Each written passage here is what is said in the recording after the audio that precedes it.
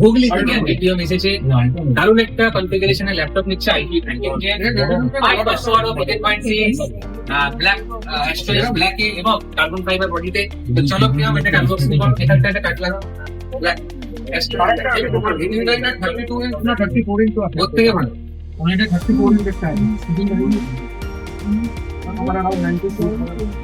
দারুণ একটা বডি। এই বডি খুব সুন্দর বডি, এটাকে কার্বন ফাইবার বডি বলে, সিলভারের থেকেও ভালো। এটা নন হিটিং বডি, মানে এটা হিট হবে না, latest technology carbon fibre technology, সেই টেকনোলজি বডি। আচ্ছা প্রিয়ম দেখো এখানে কোম্পানির সেল দেওয়া আছে, একদম বিএসসি সিলেক্ট ইন্ডিয়া হাতে কাটো এইটাকে কাটো।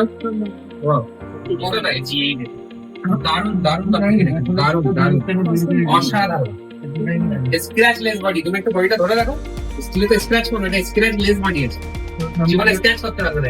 একটা টেক্সচার দেওয়া আছে, দেখতে পাচ্ছ ভালো।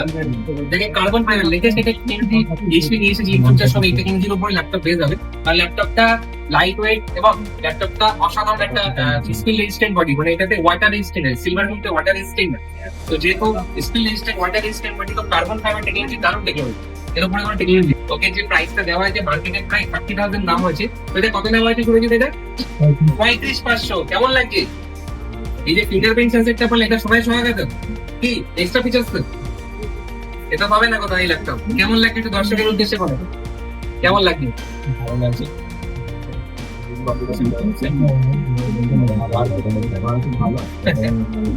আর ফ্রি গিফটস আছে প্রচুর এর সঙ্গে।